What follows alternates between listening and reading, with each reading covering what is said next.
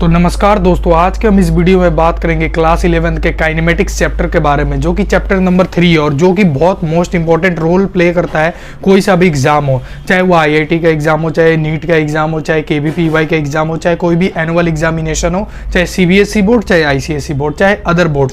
तो ये वाला जो चैप्टर है हमारा काइनेमेटिक्स, वो बहुत ज़्यादा एक फिजिक्स का इंपॉर्टेंट ब्रांच है। सबसे पहले हम आज इस वीडियो में बेसिक और फाउंडेशन की बात करेंगे, जिससे हमारा कॉन्सेप्ट बिल्डअप होगा। जैसे मैंने पिछली वीडियो में केमिस्ट्री के 3 पार्ट्स लाया, उसमें रिडॉक्स रिएक्शन की बात की थी, वो भी अभी पूरा नहीं हुआ है क्योंकि अभी मैं एक वीडियो के ऊपर तैयारी कर रहा हूँ, वो भी जल्दी लाऊंगा। और इसके साथ साथ मैंने सोचा कि फिजिक्स की भी चलो करा देते हैं। तो फिजिक्स क्योंकि हमारा इंपॉर्टेंट है और इसमें हम बात करेंगे काइनेमेटिक्स के बारे में। काइनेमेटिक्स से शुरू करते हैं। अगर आप नए बैच में, अगर आप 10 से अभी 11th में जाने वाले हो तो ये वीडियो जरूर देखना, क्योंकि आपका जो 9th वाला जो कॉन्सेप्ट छूटा रहता है वो पूरी मैं बेसिक क्लियर करा दूंगा। वैसे कोई टेंशन की बात नहीं है, बेसिक से और फाउंडेशन से लेके चलूंगा। ये इंट्रोडक्शन फर्स्ट है 01।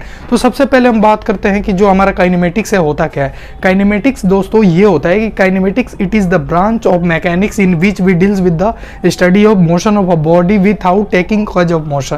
कि ये एक ऐसा ब्रांच है मैकेनिक्स का जिसमें हम क्या बात करते हैं कि डील्स करते हैं किसी भी बॉडी के और किसी भी ऑब्जेक्ट के मोशन के बारे में, लेकिन हम उसमें कारण नहीं लेते, कोई सा भी कज नहीं लेते कि ये भाई ये इसका कारण क्या था, ये वाला ऐसा मोशन हुआ उसका कारण क्या था, ये हम नहीं लेते। अगर हम इसके बारे में बात करें कि एक अब तो आप कहोगे कि फिजिक्स में तो ऐसा पॉसिबल ही नहीं है जिसका रीजन ना हो, उसके लिए भी एक ब्रांच होती है जिसका नाम है डायनेमिक्स। और डायनेमिक्स ऐसी मैकेनिक्स की ब्रांच है जिसमें हम क्या करते हैं, बॉडी के मोशन के भी बारे में पढ़ते हैं विद टेकिंग कज ऑफ मोशन। उसमें हम क्या करते हैं, बॉडी किस लिए मूव कर रही है, क्यों ये सर्कुलर मोशन में है, क्यों ये रोटेशनल मोशन में है, चाहे ये क्यों कर्वीलिनियर मोशन में है, और चाहे ये क्यों इसका एंगुलर डिस्प्लेसमेंट क्या होगा, थीटा से डिनोट करते हैं, वो हम आगे बात करेंगे। वो क्योंकि ये पूरा ही हट जाता है, वो डायनेमिक्स का ब्रांच है और सबसे इंपॉर्टेंट है फिजिक्स का। तो सबसे पहले हम बात करते हैं कि आज काइनेमेटिक्स की बात कर रहे हैं। दोस्तों देखो, काइनेमेटिक्स का जैसे मैंने कहा कि 01 है और इसमें मैं पूरा बेसिक लेक्चर लेके चलूँगा। 01 लेक्चर है और इसीलिए कोई डरने की ज़रूरत नहीं है। फिजिक्स अगर आप पढ़ रहे हो तो सबसे इंटरेस्टिंग सब्जेक्ट यही है और मेरा फेवरेट भी सब्जेक्ट है। केमिस्ट्री से भी ज़्यादा ये मेरे फेवरेट सब्जेक्ट है, इसीलिए मैं इसे और भी अच्छे से पढ़ाऊंगा, उसका टेंशन मत लो। तो सबसे पहले हम देखते हैं इसमें जो काइनेमेटिक्स की मैंने बात की।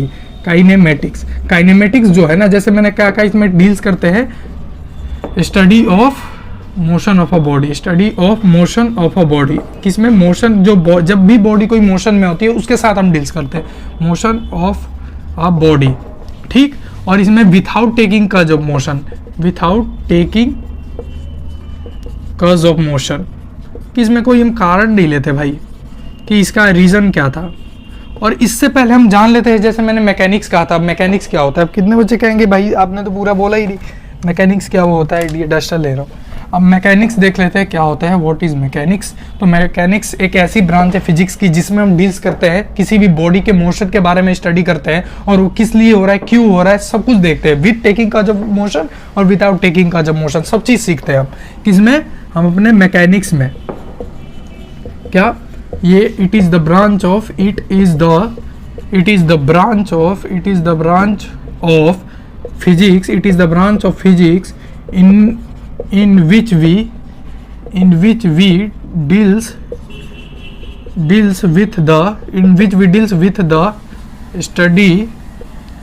study of motion of a body with taking cause of motion। दोनों रीजन होते हैं, क्योंकि with taking cause of motion लेंगे तो डायनेमिक्स हो जाएगा, और without taking cause of motion लेंगे तो कौन सा हो जाएगा, स्टैटिस्टिक्स, और कौन सा, काइनेमेटिक्स हो जाएगा। अब बोलोगे कि स्टैटिस्टिक्स क्या है, उसके बारे में भी बात करते हैं कि पहले motion of a body with taking cause of motion और विदाउट cause of motion। ये पूरा लिख लो, डेफिनेशन बहुत ज़्यादा इंपॉर्टेंट है। ये थोड़ा मैंने जल्दी में लिखा है, इसीलिए नोट कर लो जल्दी से, क्योंकि ये वीडियो एक शॉर्टी की तरह रहने वाली है, कम से कम 10 या 12 मिनट की। देख लेना आप जैसे होगा। तो ये हुआ, ठीक है। तो ये जो मैंने लिखा है वो है। और उसके बाद हम इसकी it has 3 branch, it has 3 सब पार्ट लिख सकते हो, ये ब्रांचेस, इट हैज़ 3 ब्रांचेस लिख देना, सब पार्ट्स मैंने लिख दिया है।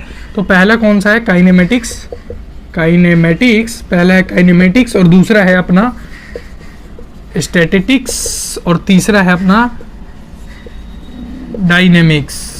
ये तीसरा कौन सा है? डायनेमिक्स, दूसरा स्टैटिक्स और पहला काइनेमेटिक्स। तो काइनेमेटिक्स का तो मैंने बता दिया, जैसे मैं बोल रहा हूँ आप लिख लेना, वो नोट कर लेना कि it is the branch of physics in which we deal with the study of motion of a body without taking cause of motion. और इसमें क्या होता है, इसमें बॉडी एट रेस्ट के बारे में पढ़ते हैं।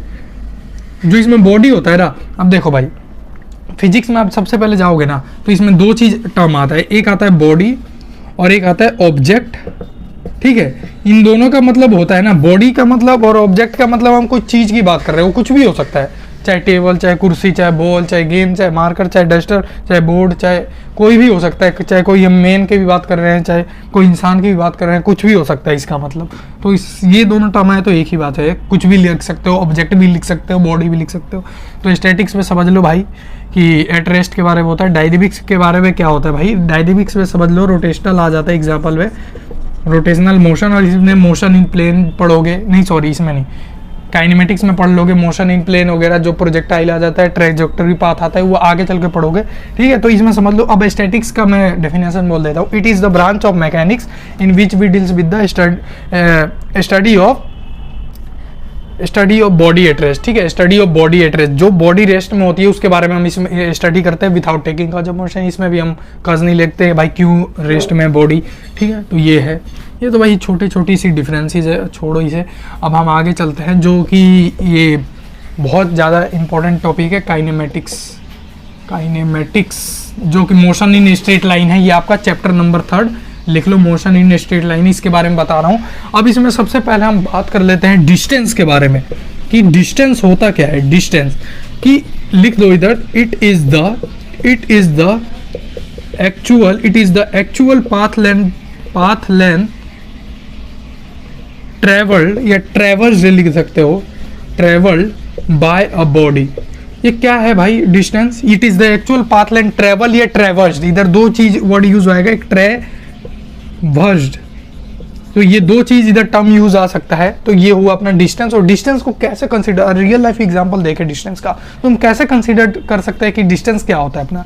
तो डिस्टेंस को हम कंसीडर कर सकते हैं पेरेंट्स की तरह। किसके तरह? पेरेंट्स की तरह डिस्टेंस को कंसीडर कर लो। मैंने ऐसा क्यों कहा? क्योंकि अभी मैं रिलेशन बताऊंगा डिस्टेंस और displacement. What is the relation, what is the mutual relation between distance and displacement, I am talk about it. ठीक है, तो मैं इसके बारे में बोलूंगा, लेकिन अभी नहीं। अभी समझ लो कि डिस्टेंस क्या होता है। अब पेरेंट्स के बारे में बोलते हैं। समझ लो ये है, ये कोई समझ लो ये 100 मीटर है। ये क्या है? आपका होम है, होम टू स्कूल 100 मीटर है, 100 मीटर है, होम टू स्कूल 100 मीटर है।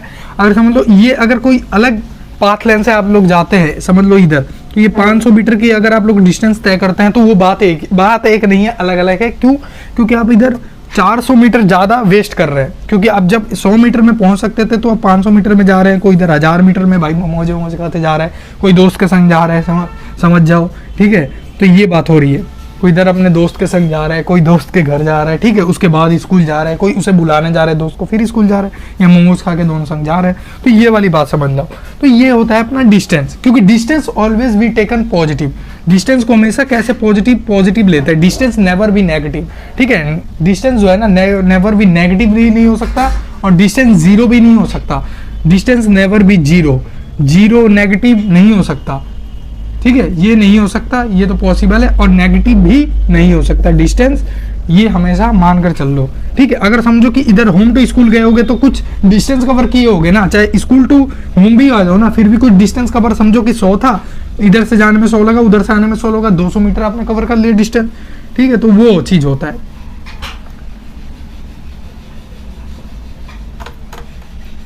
अब जानते हैं आप फॉर्मूला की speed equal to distance by time होता है। ये तो बेसिक सा फॉर्मूला है। और इसका डायमेंशन लिख लो। इसका डायमेंशन क्या हो गया? ये L हो गया, T हो गया, तो इसका डायमेंशन LT-1 हो गया। डायमेंशन वाला चैप्टर मैंने करा रखा है वैसे ही भी, अब जाके उसे भी देख सकते हो, लेकिन उसे देखने की जरूरत नहीं, अभी जो करा रहा हूँ वो देखो, क्योंकि ऐसे कंसंट्रेशन बढ़ता है। LT-1 हो गया। LT क्यों हुआ? क्योंकि डिस्टेंस को L से रिप्रेजेंट करते हैं और ये टाइम को T से करते हैं, इसीलिए LT-1। स्पीड इक्वल टू आप डिस्टेंस बाय टाइम फॉर्मूले से निकाल सकते हैं। ठीक है, तो ये वाली बात हुई। और इसके बाद तो हम बात करेंगे अब डिस्प्लेसमेंट की। भाई साहब अपना डिस्प्लेसमेंट है तो होता क्या है, और फिर म्यूचुअल डिफरेंस की बात करेंगे।